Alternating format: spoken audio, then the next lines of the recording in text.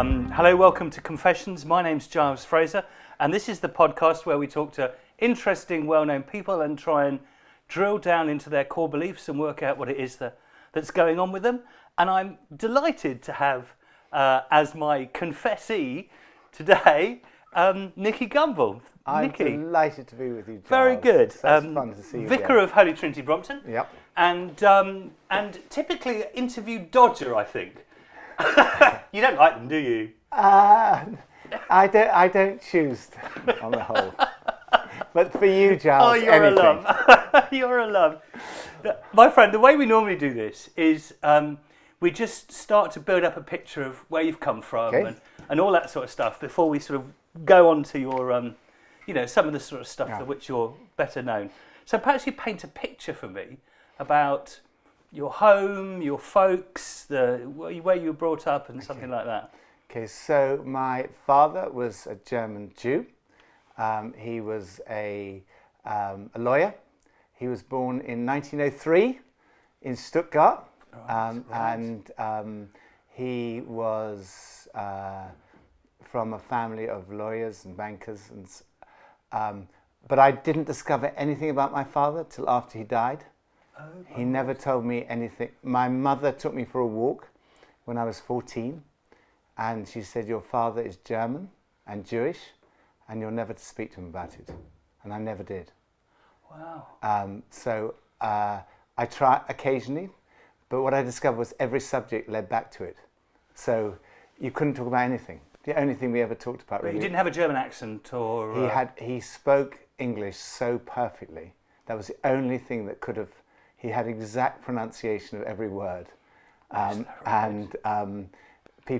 most people didn't know. You would have to be. So if he was born in 1903, he must have been caught up in the rise of the Nazis. He was. So he was.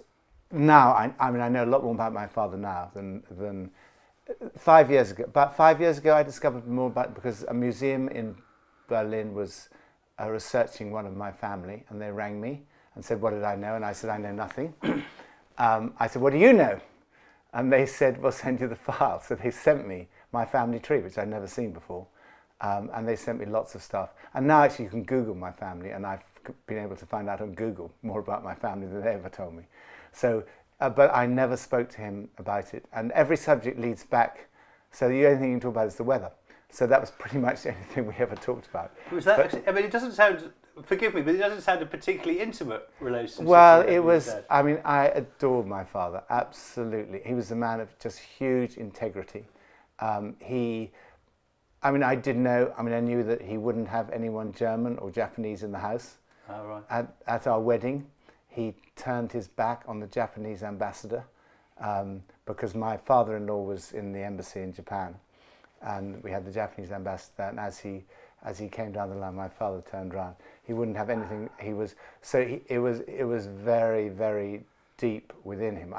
So I knew those facts. I knew he was German, and I knew he was Jewish. So I knew what would follow from that. Sure. But we couldn't talk about. Do you know when he came over into this came country? over. Yeah, now I know when he came over. He came over in 1927. He already spoke. He was already fluent in English and French and probably a bit of Italian. And he was called to the bar over here. He was disbarred in Germany in 1933. So you think how early that was. 1933, they were disbarring Jews. Yes. So when he was disbarred in Germany, he practiced here. He was interned in the first week of the war because he was German. He signed up. He became a private in the British Army in 1942. And was a full colonel by the end of the war, or a lieutenant colonel by the end of the war. And he was, now I know, from his sister, after he died, his sister told me, he interrogated Nazi officers to find out how the Nazi mind worked.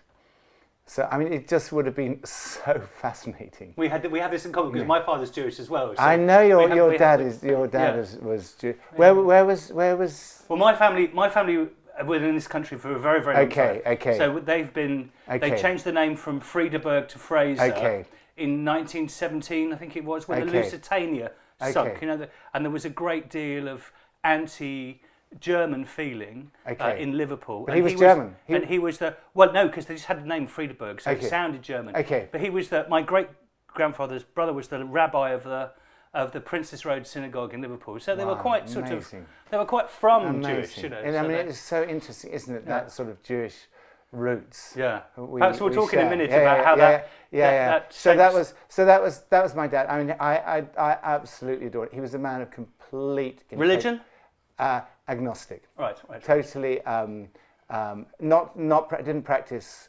non-practicing Jew. In fact, I found his baptism certificate. Oh, so he was baptized. He was baptized. As my dad as they well. were all baptized because they thought that might help them. Yeah, but of course it was didn't help you at all. So, and most of his family, I discovered from this family tree, the concentration camps in which they all died, and I realised why he didn't want to talk about it. You know, once I saw, because I never really understood why would my father not talk about it.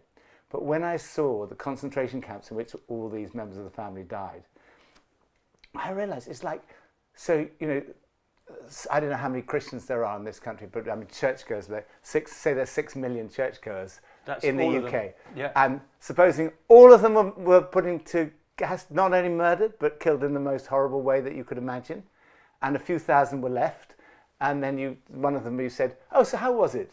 You know, tell me about it. You know, you couldn't talk, could you? Just a little, I think also... There was a whole generation that were unable to talk about it. The generation after that found their voice again, but the generation... Well, people now, you know, people who've survived now are saying, now I'm 97, and now I can talk about it. So you didn't have grandparents. You did his grandparents. He got his grandparents out. This is again what I've discovered. Right. Yeah.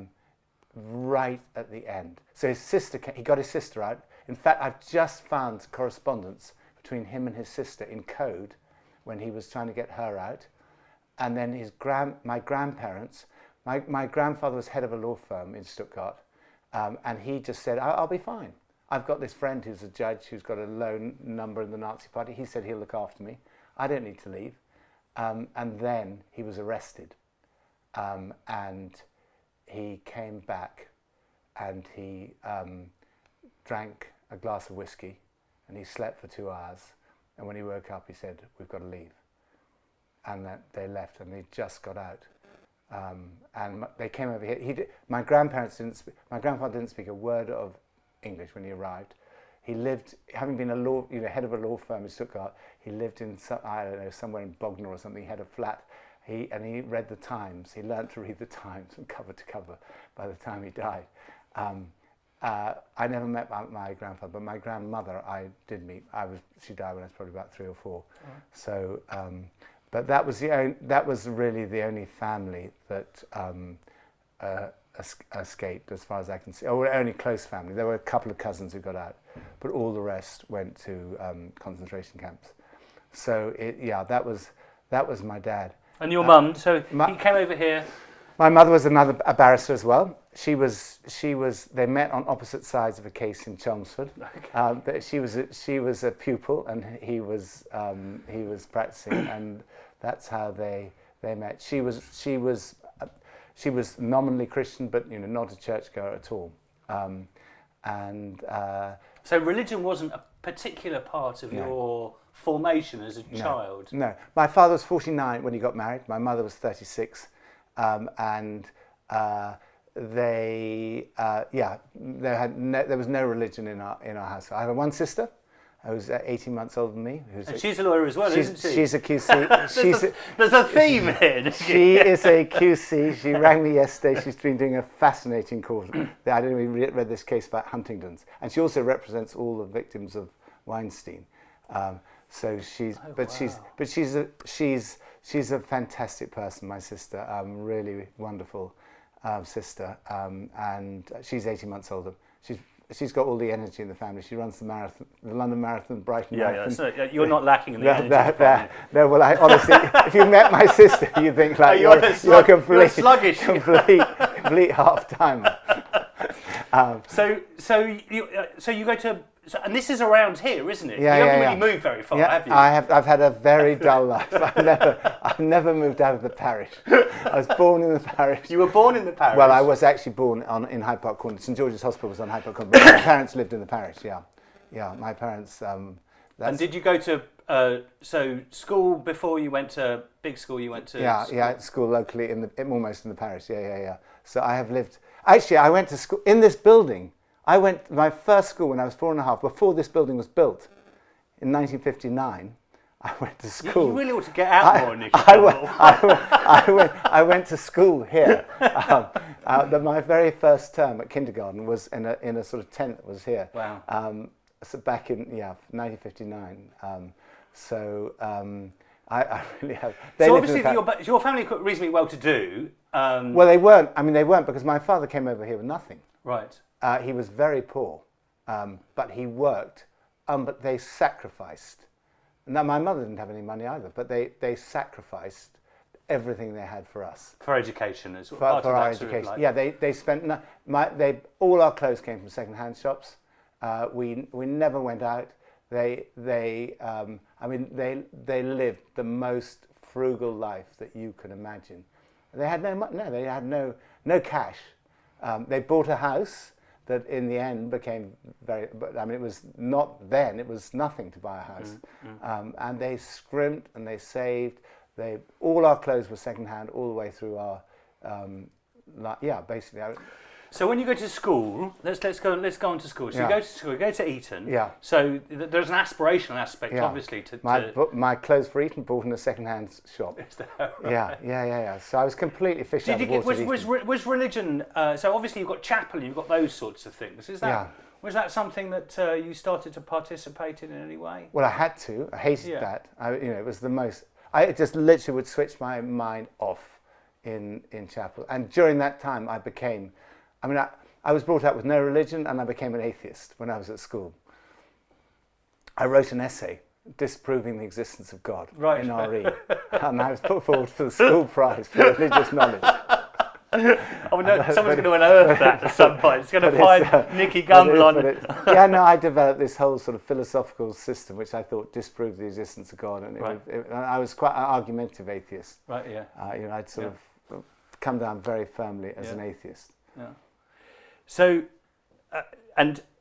were you a studious sort of boy at school? I mean, you're going to go on to be a lawyer yourself, so this is a sort of fairly well-trodden path in your family. Was that something that was just obviously you were going to do? I had to. There was no choice. My father didn't regard any other. Had no respect for any other job at all. So it was like. You've got a choice. You can be a barrister or you can be a barrister. There's nothing else. Nothing else. And he put me down at birth. For Chambers. He's not my sister who had to fight for it. Although my mother was a barrister. That's always fascinating. Why did he do that? But so he put me. Sexism of the time, I guess. In spite of being married to. My mother was deputy chair of the GLC. She was the mayor of Kensington Chelsea. She was a member. She was in public life. She was a lawyer. But he didn't expect my sister to, just like, I had never really understood that. Anyway, but for me, I was put down at birth. He said to his friend, who was very junior at the time, when my son's 21 or whatever, will you take him as your pupil? And he said yes. What was the Chambers? It was full pump. It was a tax chambers, and so that's where by then he'd become a QC, so he couldn't have me as he couldn't have me as his pupil. I see. So I went to the pupillage with someone else. But I had. There was no way I could have not practiced as a barrister. And that's what you did. So you went to Cambridge. You did law at Cambridge. Well, I did. I started off doing economics, but then I switched to law.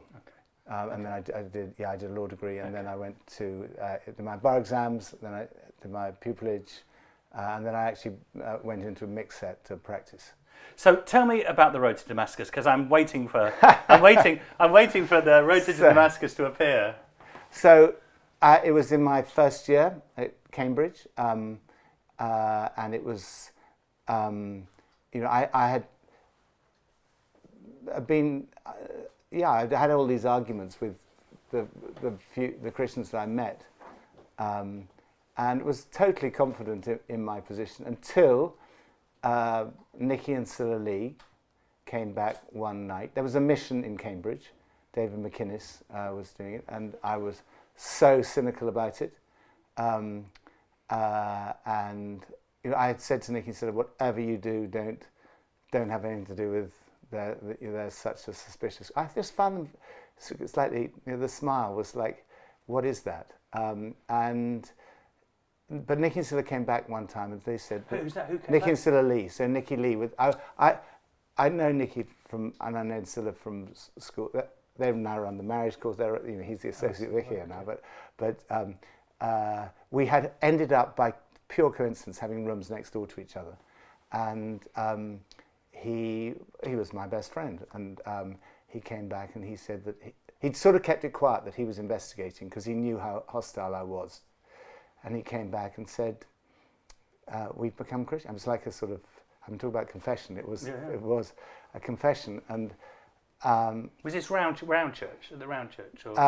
No, it was just through David McInnes, really, through the talks that he'd been to of David McInnes. It was a big kind of mission to the university at that time. I went to him at Great St Mary's, and I can remember that so well. But I didn't listen to a word he said, but then they came back and said this, and I was like, what? I can't believe it. And it was. I remember it was Valentine's Day. I'd been to a Valentine's Day party. They'd been to the mission, you thought you'd done the better thing. I thought I've got to help them. They're completely. But I know nothing. And I thought, what can I do? I thought, well, I'll research. I'm going to research. I was reading about existentialism at the time, but I thought, look, I'm going to research religion. I'm going to read the Quran. I'm going to read all about religion, and so I can help them. And I just went, because it was late at night. I just went to my bookshelf and thought, what can I read? And I had this old Bible from school, from RE at school, Probably King James's. Probably. And I just picked it up and I started reading it that night. And I started Matthew's Gospel, and I read Matthew's Gospel, Mark, Luke. Halfway through John's Gospel, I fell asleep. The moment I woke up next day, I carried on reading, and I read, just completely read the New Testament. And it was really, I think it was in John's Gospel. It was because I could sort of think, I remember reading the parable of the sower and thinking, this is exactly what's happening around me. I can see people. Some people are responding. Some people are ignoring it. Some people are responding with great enthusiasm, but I know it's not going to last. And then I could see, but it was really because I could see what happened to Nicky, and so I couldn't dismiss it. And then reading, it was, the only way I can describe it is it was like as if the person of Jesus emerged from the pages of the New Testament, and I encountered him. And it was. And so you were reading this in your room. Just reading it in my room. I was like completely gripped by the. I must have read it in RE. It didn't mean a thing to me. I was completely gripped by what I read, and by Jesus. And so I had this dilemma because I thought it was like it rang true, but I was an atheist. I had proved philosophically there could not possibly be a God. So what do you do when there cannot be a God, but Jesus is speaking to you vividly? Yeah, I'm having a sort of like almost like a. I completely empathise with it seems to be true. Yes. So how can it be true when it's not true? There can't be a God because philosophically it's impossiple for there to be a God. We're predetermined. Every action we do is predetermined by our past, by our how we were born. There's no free will. It's impossible that we could have etc. etc. And I think and I thought anyway I wouldn't want to be a Christian because the Christians I just don't sort of think that. And that smile. That smile well, which it's you partly don't. The smile. It wasn't so much the smile. It's the thought that the kind of life they were going to lead and the kind of life I wanted to lead and the kind of life I was enjoying in Cambridge was not one that I thought was compatible with being a Christian. I thought I don't want to give up having fun to go down this path. So I thought, well, maybe the best thing is to, if it is true, I'll wait. until my deathbed. I could have all my fun now. And if it is true. Well, so this is very St. Augustine, isn't it? Because St. Augustine famously, I mean, I'm not quite, this is not quite tempting to you, but nonetheless, St. Augustine says, Lord, grant me chastity, but not yet. Yeah, exactly. It was exactly that. And then I thought, that is no integrity in that. You cannot, if it's true, it's kind of now or never. You've got to. So I was like, I just said, okay. I mean, it was literally just like that. Okay. So was that the next day, Nicky? It was. I mean, I have dated it the 16th of February. Whether it was exactly the 16th of February, that's the nearest I can put it. It was 2 days later that moment occurred. I mean, I couldn't. It's hard. I've just tried to work out when it was, and I've said which was 48 hours later.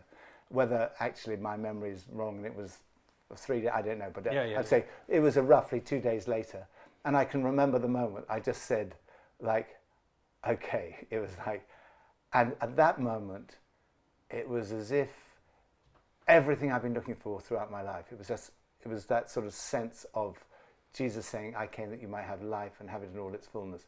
I thought it was going to be absolute misery from then onwards. And what I found was, it was so this is why we're here. This is the purpose of our lives.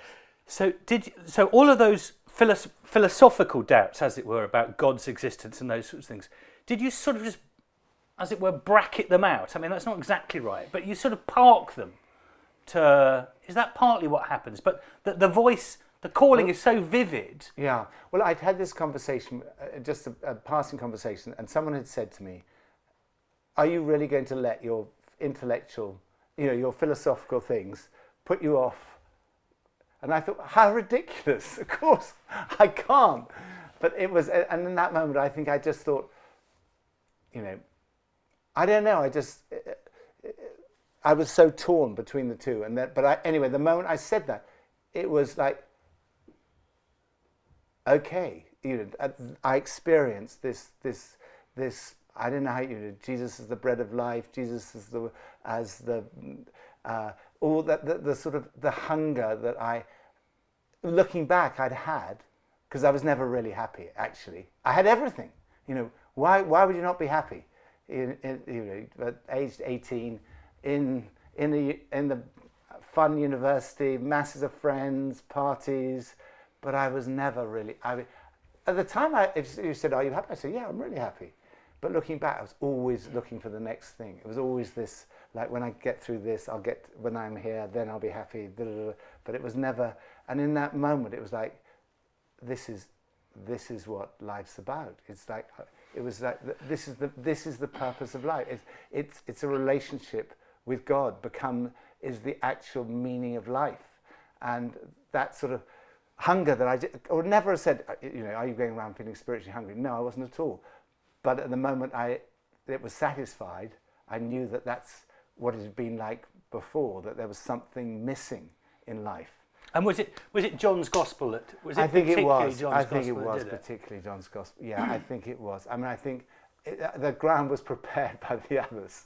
Like the parable of the sower, seeing what was happening in the university at the time, seeing the people responding to, because there were a lot of people responding. A lot of my friends did become Christians in that week. I mean, a lot of them still.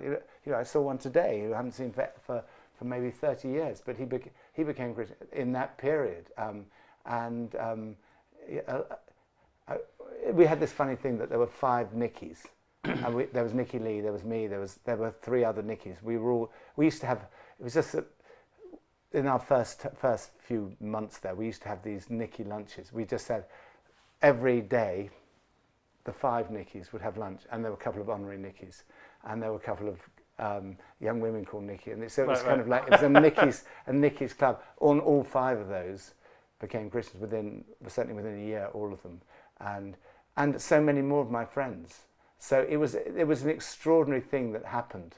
The way you describe it, and it's actually, it sort of chimes in quite well with me actually. For a while I felt I was sort of writing checks emotionally that wasn't sure quite how I could cash intellectually. Yes. But nonetheless, that's what I felt I felt obliged to do it. Yes. But one thing that strikes me, which has struck me a number of times since I've met you, is you're and I'm a bit like this. You're a proper old softy, aren't you? I mean, it's the emotional punch is part of the, and I suppose St John's Gospel is emotionally as perhaps richer than the others, emotionally richer and so forth. So I'm not surprised St John's Gospel was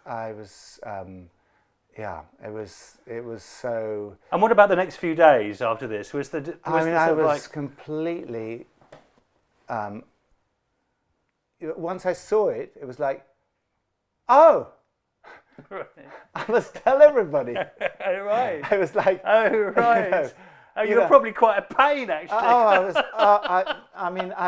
I'm always a pain, but I was more of a pain than ever, because I just thought, all these, I've been arguing as an atheist all these, certainly months for the people I knew at university. I better go and tell them it's true. And I thought that the moment they hear, they'll realise. Right, of course, it wasn't quite like that, but I just thought, God, why would you not want to tell everybody? I mean, like, if you've discovered this, if this has been your experience. I've had 18 years when life was like black and white, and suddenly it's in colour. Why would I not want to go and tell everybody? Look, this can happen to you too. And you've dedicated your life to telling everybody, really. I guess I have. Yeah, that's what you've done. At first, I did it. I mean, I it was crazy. Because my wife Pippa wasn't a Christian, and I went up to her on a dance floor, and I thought, right. Did you meet her after this? Well, no, I had known her for.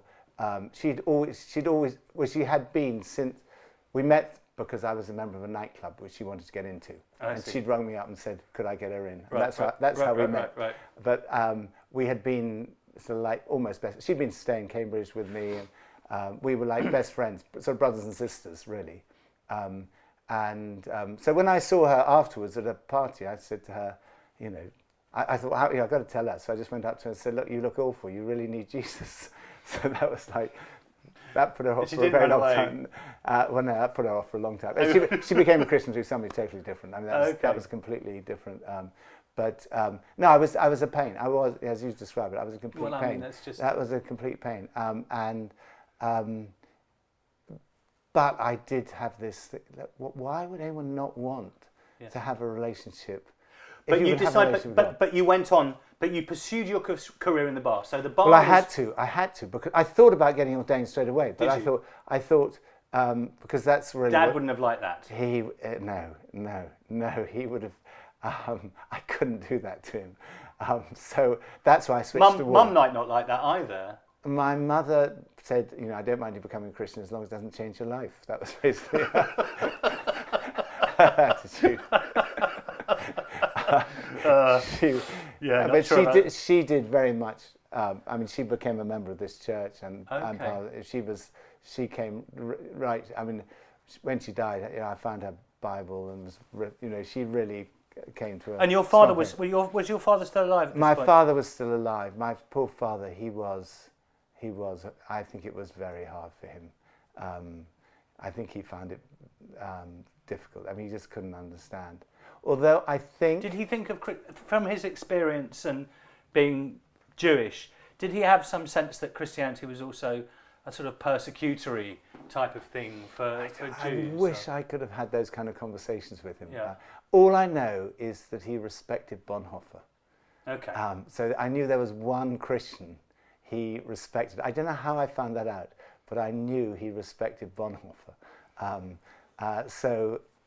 And I, as you would, I believe that he had come to a faith before he died. I believe that on not a huge amount of sort of, I couldn't, in my heart, I believe that he did. I don't think he ever wanted to let on to me what was going on, because I think he didn't want to encourage me in any way. I don't think he minded me becoming a Christian. But I think he was worried about me. You might not become a barrister. I might leave the bar. I think that was the only thing that really worried him. And it was purely love. He didn't want me to give up a career at the bar and do something crazy like be a vicar. So off you went to the bar.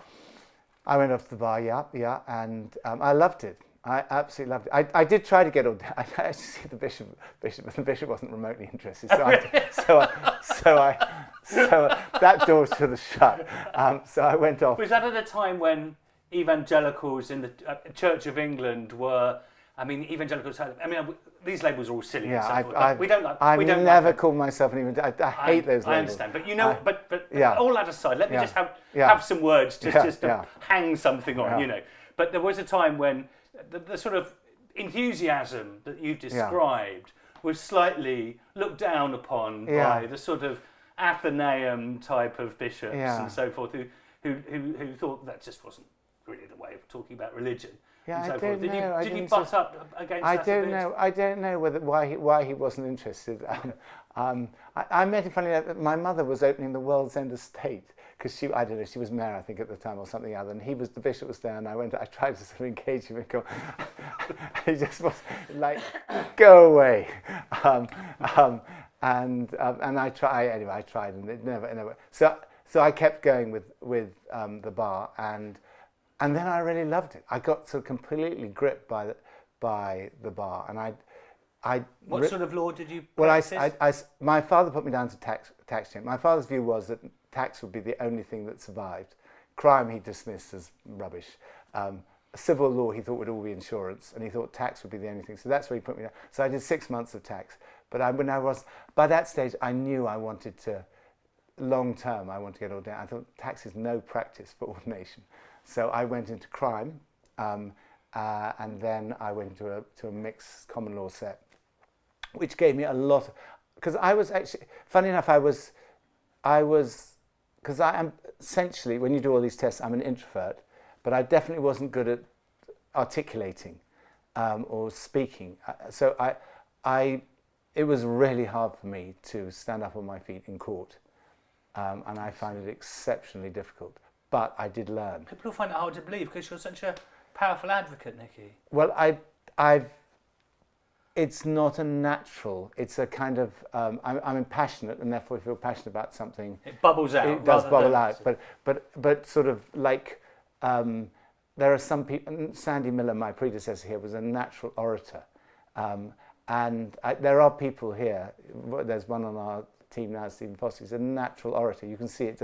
I've never been that. It's all hard work, learning, practice, etc.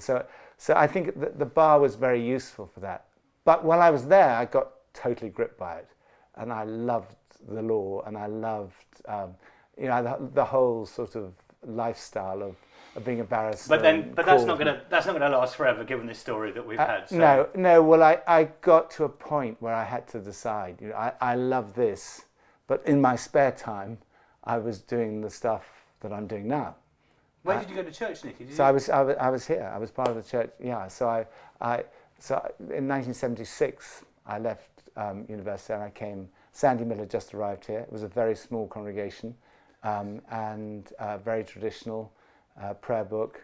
But Sandy had been a barrister, and he was about 36 at the time, probably. But he was doing stuff here which really impressed me, and I think Sandy as a person just hugely impressed me, and so that's why I joined the church here basically in '76. So you come here, you leave the law, you get ordained. In 1983, I went off to. You find it. So you get Oxford, ordained. You go to did an Oxford degree in theology. College. And then you came back here in '86. And you found it tricky to find somewhere to do a curacy? I was turned down, or 9 parishes, and I was with that. 9 parishes turned you down? Yeah. Well, either they were totally unsuitable, or they turned me down. Most of them turned me down, and so I was without a job. Why did they do that? I don't know. I was just hugely disappointed by some of them. It was just like we don't think if we were a smaller outfit some of them were small, some of them, but they all, I don't know. They just there were different reasons, but one or two would one I think didn't have a place in the end. One just didn't think I was up to it. They said there's a church plant involved and we don't think you're up to running church plant. Another said, I can't remember, they all had different reasons, and you get like, oh, that's another failure. So I ended up everyone else at Theological College had got their place. I left in the summer, still hadn't got a place. I signed on, and I thought about going back to being a barrister. I didn't know what I was going to do. And then Sandy rang me totally out of the blue, and he had managed to persuade the bishop to allow me to come back here, because there was a rule that you couldn't go back to the place you'd come from. So they said no, I couldn't come back here. But Sandy had said, this is the alternative. He's going to go back to being a barrister. You spent all this money training him. Now are you happy for him to go back to be a barrister? And in the end, the bishop said, no, I can see, Actually, I think he was sort of compassionate in the end. We can't let this happen. So they allowed me. I was so surprised. I never thought I would come back here, be offered a place back here. And how long into your time here did Sandy Miller say to you, we've got this thing called the Alpha Course that you might like to have a look at? Well, Nicky Lee ran the Alpha, so it was all this, This is a mate's. Nicky ran it. He ran it for 5 years. So I didn't start it. So Charlie Marnham started it. His wife Tricia came out with the name Alpha. Then John Irvin turned it into a 10-week course with a weekend. And he's really the person who developed Alpha, because the courses was designed by him. And then Nicky ran it for 5 years, and he ran it brilliantly, and it grew and it flourished. And then he it was a slightly strange thing, but he went off to run Onslow Square. Then we were sort of looking at perhaps it being a separate plant. So now it's just part of the same thing, but at that stage it was separate. So he'd gone, and I was left. I was the only curate. And Sandy said, he wanted me to run Alpha. I said, I don't really want to run Alpha because I'm interested in evangelism, and Alpha's a course for people who are already Christians. But there was no option. There was no one else to run it. So I wasn't interested in it at all, really, because I was doing lots of other things that I was interested in. I ran it the first time, October 1990, and I remember someone who was on the team came up to me after and said, You've really got to work on your talks because they're so bad. And I'd only done about 2 of the talks. And so I did try much harder. The second course, I tried much harder with my talks.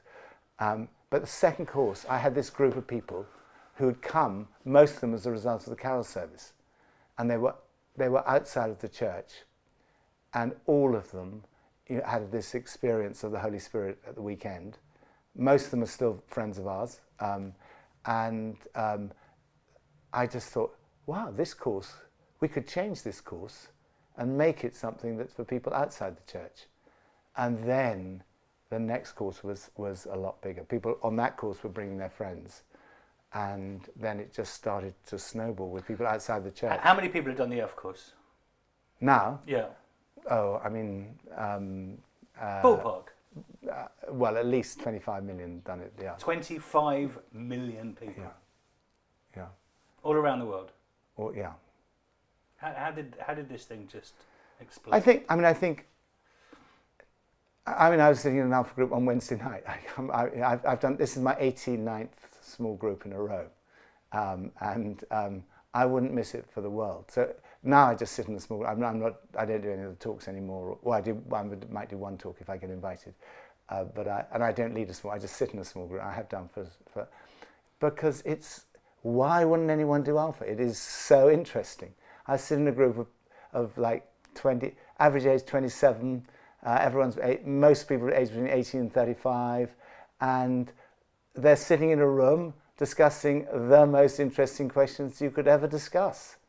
Like first night the discussion, like, what makes you happy? Talk on the cross. What do you feel about forgiveness? Do you ever need to forgive? Do you ever feel that? And then later on, do you ever feel that you need to be forgiven? Have you ever tried praying? How was that? How did that go? Have you ever tried reading the Bible? All these questions that it's just so interesting when you ask completely open-ended questions. You're not preaching at them. Conversation is going like this. It's not between the One host. of the things that you're very, very good at, and I know that you insist upon with all the other people that you sort of train up and so forth, is listening. Yeah, Listening it's all is about really listening. important. It's And all sort about of listening. That's what I love about and it. shut up. Yeah, yourself. because when you're talking, you're just repeating what you know. When you're listening, you might learn something. So listen, just listen and ask open-ended questions. So there was only one question when we started, which is, what do you think? And then we developed it to what you feel, and now what you want. But it's like, what do you think? What do other people think? And then let them discuss. Don't be the person, you're not guiding the conversation. Let the conversation just happen and watch. And it's so amazing and so fascinating. Is that, I haven't done the Alpha Course, so I don't know, but are people, I mean, I'm a suspicious old thing, I'm a suspicious old thing. So part of me would think, well, there must be some sort of guidance or something that some people might call manipulation or something like that, some way in which people are led, or it's not just you sitting there and listening to people. No, they're talks. I mean, so there's a series of talks, I see. which is the format of the evening. People come for food, they hear a talk, and those talks have been honed over the years because it runs in the Catholic Church, it runs in the Anglo-Catholic Church, it runs in the Presbyterian Church, the Pentecostal, Salvation Army. So there are a lot of things. If you take things like the sacraments, the difference between the Catholic Church and the Salvation Army is pretty extreme. How do you find a way through these kind of things? So you designed it to be we didn't as design ecumenical as possible. Well, we designed it for the people who were coming on our course, but we found that every part of the church was using it. Now, there were tiny bits of it that people said, like the Catholic Church said, basically we agree with everything. There are other things we want to add. Well, that's true of everybody. But then when there were Catholic theologians we got a group of Catholic theologians in France looking at it. The bishops in France got a group together, and then we had discussions, and then we made changes so that to make sure that there was nothing in it that was incompatible. But there's much more that Christians agree on than they disagree on. Exactly. It's basically the things that Christians, not every Christian, of course there's stuff on it that people say, I don't agree with that, I don't agree with that, but basically the Catholic, it's nothing contrary to the Catholic Catechism, nothing contrary to Anglican doctrine, nothing contrary to Pentecostal teaching, nothing contrary to Salvation Army, Presbyterians, Reformed. We tried to make it like that. So those are the talks, and they're basically, who is Jesus? Why did he die? Death and resurrection. The person of Jesus, death and resurrection, faith, Bible, prayer, guidance, Holy Spirit, church, We live in people say we live in a secular age. Young people don't care about this sort of stuff. That this sort of people don't go to church, and you see something different. Yeah, I mean, people. What you see is people. Well, people are looking for. They're looking for. I think three things that everybody's looking for. People are looking for purpose, they're looking for community, connection, and they're looking ultimately for love. So why Alpha works, people come and they feel loved. And that's the first thing they do as they walk into the church. There's food, and they get into a small group with two hosts, two helpers. The helpers are probably just on the last course. The hosts, just young people who know nothing. Most of the hosts they don't know theology. They don't necessarily know any theology at all, and they're not particularly. But they will love them. But they'll encourage them. They come into an atmosphere that is. I come out of a work environment that's often quite hostile, quite sort of cynical, and they come at somewhere where they are accepted for who they are and loved for who they are, encouraged, just welcomed, and I think that after a bit starts to have an impact, and they make friends with the people in the group. They connect with the people because in that atmosphere, people are honest. And when people start to talk and say, I'm suffering from an eating disorder, my mother died of cancer last year, immediately you start, or like our helper in our group says, says father was a German businessman who had an affair with my Ghanaian mother, and I've never met my father. And my mother was an alcoholic and couldn't cope with me, so she sent me off to orphanages in Ghana, which is where I was brought up. Like everybody, it's like, okay, there's a connection. And as we think we're impressed. People come off. Sometimes some of the guests arrive kind of like, I'm really strong. I'm going to impress you with my strength. But we don't connect through our strength. We connect through our vulnerabilities. And it's when as the course goes on, that sort of comes down, and people start to talk. Yeah, this is really me. This is what I'm struggling with. I'm struggling with an addiction. So many people now are struggling with some kind of fear, anxiety, addiction, and they're actually desperate. And they come into an environment where people are talking about these things and being honest about them. So you've been doing this for many years? 89 small groups in a row, so it's nearly 30 years, yeah. Have you, and many of the people who come to your groups are younger people, aren't they? I mean, it's not exclusive, but many. Average age is 27. I mean, the median age is 27. Okay, so they really are young people. Yeah. Have you noticed, having done nearly 90 of these in a row, have you noticed a change in the sort of anxieties that young people have, or the sort of things they present and want to talk about? Well, I think anxiety has become much more, whether people are prepared to talk about it more, but it's become almost universal. I mean, it's like everyone seems to be wrestling with anxiety and fear. It's more than when you started doing them. Well, people are talking about it a whole lot more. I see. Definitely. Yeah. I mean, I think there are lots of shifts that have happened in that. I mean, I think one of the shifts is a really interesting shift in this small group, which I haven't seen so clearly before, is in the early groups, people say, I'm really interested in this, but the things that puts me off is Christians, because they're such hypocrites. And I know these Christians, and they say they're Christians, but they talk about people behind their back, and they're da-di-da-di-da. In this small group, so many of the people are there because of they say, I'm here because I have a friend who's a Christian, and I've just seen them go through the most horrific thing in their life. Their daughter had leukemia, and I watched as they went through that in two years in hospital. And what they have in their life is what I want. I've seen they're just such wonderful people. They're so kind. They're so peaceful through all of this, and I want what they've got. And there were so many people in the group who were saying, I'm here, my friend's a Christian, I've seen I see how he treats his wife, I've seen how their relationship, I want what my friend's got.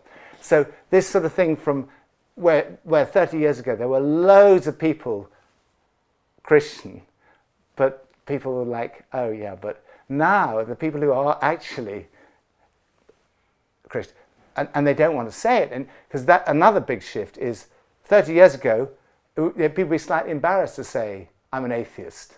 Or now it's the other way around. I don't go to church. Now, they lie almost universally about what they're doing on Wednesday night. They don't tell their friends they're going to Alpha. They've all got, when you come to the one week, it's not next week, when we're asked them, one of the questions says, anybody told anybody they're doing Alpha? And that is a fascinating thing. No, I'm told any of my friends. I'm told I'm just going to the gym every Wednesday night, or I'm learning French, or there are all these. You hear it's hilarious what they've told their friends they're doing on Wednesday night because they don't want to say. They don't want to say. And the word Jesus is an embarrassing word, except as a swear word, to put on your lips. And so that is a huge shift in our society. But it means if they do come, they come because they really want to. Yeah. Nicky, the other thing that you do, which is an important part of your ministry, is you have this Bible reading app thingy. You have to tell me all about it. That every day you broadcast a certain part of the scripture, you go through the Bible, and then you have some commentary about it. Will you tell me just a little bit? Well, it came because I think I encountered Jesus through reading the Bible. So I love the Bible. And every day since then, pretty much, there may have been a day I've missed, but pretty much since that day in 1974, when I've read the Bible, because I want to encounter. I want that to happen. I want that to continue.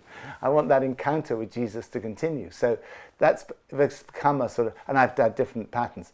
But in Christmas 1990, Sandy gave me a Bible in 1 year, which is like a bit of a psalm, bit of a proverb, bit of the New Testament, bit of the Old Testament. And I started reading it. And I read it for I don't know how many years. And in a year, you get through the whole thing. In a year, you'll have read the whole Bible. So, and I started doing that as a pattern. And then back in 2009, we just thought, wouldn't it be fun if we encouraged everyone in the church who wanted to read the same passages, so that you could have a chat. You say, "Oh, Giles, what did you think of Mark 4? What did you think of were you struck by the Psalms?" So we suggested anyone, and my wife Pippa and I would email our thoughts to the congregation, and we started doing that January the 1st, and then we did that for a bit, and then it sort of took off, and I started getting really into it. What was finding a theme. What I found was I was always surprised. There seems to be a theme because this is something you do every day. I've done it every day now since. So you, as a discipline, you get up, you say your prayers or whatever you do, you clean your teeth, and then you sit down. It's the first thing. So I personally read the Bible first because I want to hear what God's saying to me before I talk to Him. So I do that first, and then I walk around Hyde Park because I find if I sit in a chair, I just fall asleep. So I walk. I find it easier to talk and walk. I still get distracted, and maybe that. In the 45 minutes or 50 minutes. So you have a dictaphone, do you, or something like that? No, I just walk right. No, the Bible in 1 year I do like that. I try now to limit myself to an hour. It used to take me 2.5 hours. So I'm trying to, as a discipline, keep it to an hour. But then I go and I walk around the park to pray, but that's how I find it easiest to pray. It's just walking around the park. But the Bible thing. So I started doing it, and I found there was a theme, and then I started to put a story at the front, and then it just developed over the last, whatever it is, 11, 12 years. I think it's the 12th year I'm doing it now. And then now we're doing a youth one and a shorter version. Because to do the whole thing, there's an app now and an audio. It's 25 minutes. David Suchet does Poirot does the readings. Everything is pretty high end, isn't it? Well, I was very blessed. We met David, and I just happened to hear him reading the Bible. And I said, it's so beautiful. Why don't you go back and record it? And he recorded John's Gospel, and now he's recorded the whole Bible, and he's kindly allowed us to use that. But now we're doing a 10-minute version of it and a youth version of it. How many people listen to this? I don't know. A lot of people listen to it. I mean, hundreds of thousands listen to it now. But it's and now it's going different languages, in Chinese and Spanish and all these different languages. So all this time with the Bible, I'm going to ask you a cheat question. Just a cheat question. Go on. The best bits, Nick. Okay. The best bits. Okay. So there are some books that usually are dearer to us, that seem to be closer to us than others. Yeah. Maybe John, like you said, John's because of what is the sort of like, what are the books that for you just speak to you particularly? I mean, I love Jesus. I love the words of Jesus. I love the Gospels. And I love, there are bits that I don't like. There are bits that, or at least that I skip quite a bit of. If I'm in Numbers or Leviticus, to be honest, I do sometimes just look, there's another list of names. I'm not going to read all those. David Suchet reads them beautifully, and he reads them. He told me this. He re-recorded all the lists of names because he realised that was someone. That was Giles Fraser. That was so he read it. And he went back and read them, thinking that was. What a beautiful thing to say. Giles Fraser's grandfather. So he read those. But I'm afraid I haven't got quite that dedicated. But the bits I love. I do find the New Testament a whole lot easier than the Old Testament. But I love the Psalm. I love Proverbs. I love I just love. But it's not. it's the sense of God speaking to you through it that satisfies a spiritual hunger. That it's like, yeah, that's. When you I mean, a bit interested in your dad again, because I suppose this is the same with my dad. The sort of slightly Jewishness and so forth, which is a way of, Christians have not always valued the Hebrew Scriptures as much as they should. And the way the Hebrew Scriptures sort of inform and support and the beauty in them and so forth. And I find that more and more actually that they do that. But you probably speak Hebrew, don't you? I so badly, Nicky. It's not even. I tried to learn. It's so difficult. I can't even say I speak Greek. Really. My father actually insisted I learnt Greek because he wanted me to learn classical Greek. So I had learnt classical, which made it so much easier with Koine Greek for the New Testament. But I tried learning Hebrew. I couldn't do it. I went to one Hebrew lesson. I'm never. I usually have Hebrew words written on my. I wish I spoke. My son does. My son speaks Hebrew. Was learnt it, but I couldn't do it, and I would love to read the Bible. No, my 3-year-old is fluent. Amazing. I mean, it's fluent, and I love it. And I have this fancy. You shouldn't sort of like, you should let your children do what your children do and so forth. But I have this fancy that he's going to one day grow up to be a great Hebrew scholar. Yeah, I'm sure he will. Because he is rabbits on in Hebrew it's all so the time. Amazing to learn it as a child. I wish I could study the course. I mean, the bits of the Old Testament. I mean, and Genesis is really. I mean, it's gripping, isn't it? That's the one thing I find sometimes when oh no, the Bible when it's at the end. I want to read tomorrow. What happened to Joseph? You forget what the storytelling in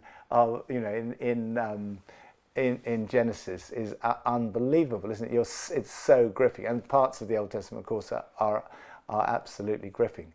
But generally. Like, you have to read it through the lens of Jesus. My friend, let's talk about the Church of England. And Church of England. So one of the interesting things is, I mean, we're both ordained in the Church of England, okay? Yes. Now, that might seem a very parochial concern, given we've been talking life, the universe, and everything, and so forth. But we are both ordained in the Church of England, and the Church of England is where we both draw our salary and have our home and so forth. Yeah. The Church of England, how do you sit in relationship to it? Well, I love the Church of England. I love and I often, I sort of like Churchill and democracy, isn't it?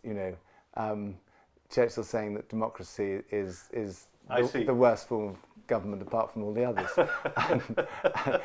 And you sort of look at the Church of England, you think all the way it's run, you think it's the worst form of government apart from all the others. And actually, no, I love the Church, and it's my family. But I do love I love the Catholic Church too. I really love the Catholic Church, and I love the Pentecostal Church. You have a much more ecumenical palette than people might otherwise expect. I love. We've done so many conferences with the Catholic Church, and I absolutely love the Catholic Church. And I love, I've done conferences with Pentecost. I love the Pentecost. I love the Salvation Army. I have a huge admiration for the Salvation. I love the Baptists. I love the Methodists. We've done conferences for every part of the church, and I always go there and I love these people. I love this. There's a gush of positive energy that comes out from you, Nicky. It's like I love the church. I love the church, and I think the variety of the church is God's diverse. I love diversity. Diversity is so beautiful. Ethnic diversity is so beautiful, but so is the diversity in the church. And if you bring together. That's why I love some of our leadership conferences, where you bring together people from all different parts of the church and all parts of the world. There's something so beautiful. To me, that's a picture of heaven, where every tribe, every nation is represented. But the diversity of I think we need each other. I think. I agree. I completely agree. Obviously, I completely agree. And I love listening to you. I love listening to the sort of, and this whole, we're sitting here in your HTB, and the whole of HTB is lit up by many people, including your sort of energy and positivity and so forth. But how does the sort of darker side of, I guess, faith, the stuff which is, where we have to sort of wrestle with not our positivity, dark nights of the soul, all of that sort of stuff. I'm sure that's there in you. But your positive stuff is sort of, you don't always hear it because you're such an enthusiastic person. In 1996, I was playing squash with my best friend, one of my closest friends, who was a church warden here, Mick Hawkins, and literally he turned to play a backhand, and he dropped dead on the squash court in front of me. And he had 6 children. The youngest child was 6. I just, the shock, the trauma, that was when I began to understand why my father couldn't talk about his past, because the trauma of that moment, I had to go and get counselling in the end. Only about 4 or 5 years ago, I had to go and get CBT counselling, and I had to get, and I hadn't even talked to my wife, Pippa, about what I actually felt. I couldn't talk about it. It was so traumatic. And I still can't, I find it very hard to talk about it because it was, and at that moment, why did this an amazing guy who was such a good friend die, leaving 6 children who kind of became our sort of, I'd love them to be our adopted children, but I couldn't sort of do that to Mick was their father. But as much as I could be a father to them, I've tried to be a father to them. I've married 5 out of 6. The other one was in South Africa, and I couldn't do the wedding. But when I watch the daughters going down the aisle with the 2 brothers leading that, and it leads us on to the question about why this happens in the world. Why did God allow that? And they gave me lots of drugs to make me sleep on that night, but I couldn't sleep. And at 5 o'clock in the morning, I went for a walk, and I said, God, I'm never going to know why you did this, but I'm going to make a decision to not give up believing.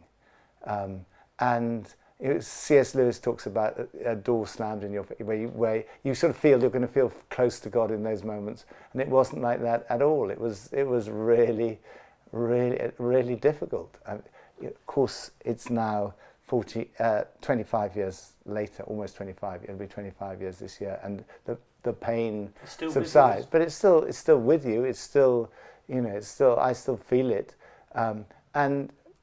What I've been through is nothing compared to what most human beings have suffered. If I ask you what's the hardest thing, you'll have something that's really hard for you. Every human being goes through really tough things, and that is it. And you think, why? Why does God allow? I don't know. I don't know why God allows these things to happen. And it's the biggest challenge to faith is, why does God allow all the bad stuff to happen? Of course, there are all the philosophical answers. Oh, it's because, if we live in a fallen world, it's because God uses suffering, it's because he's going to put it all right in the end. But none of it really completely works. But the only thing you can say is, well, look at the cross. This is the God we believe in, a God who has come to this earth and suffered for us and now suffers with us. And to me, that's the only way that our faith can hold is the fact that God is a God who suffers, and it's Jesus. Again, it's back to Jesus. Jesus was not aloof from suffering. He came and suffered, but he also overcame suffering. It's the resurrection, so that suffering does not have the last word. Suffering has been defeated. The story ends well, and we just have to hold on to that. Sometimes, what do you actually hold on to at the end of the day? You hold on to the life, death, and resurrection of Jesus.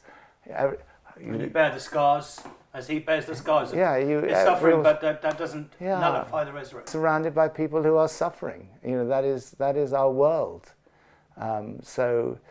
But we have a message of hope It's not a message of despair. We have a message of hope for a world that desperately needs hope. We all need hope. Life is tough. Life is difficult. No one has an easy life. But into that, we have a message of hope. I think we're going to leave it there. Nicky Gumbel, thank you very much indeed. Thanks. I'm going to shake your hand when we do that. Yeah. Do help. Thank you for listening to this episode of Confessions with me, Giles Fraser. If you're enjoying the podcast, please do rate and review it, and do subscribe wherever you get your podcasts. I'll be joined by another guest next week for another episode of Soul Bearing, and I do hope you'll tune in then. And do check out the website unheard.com.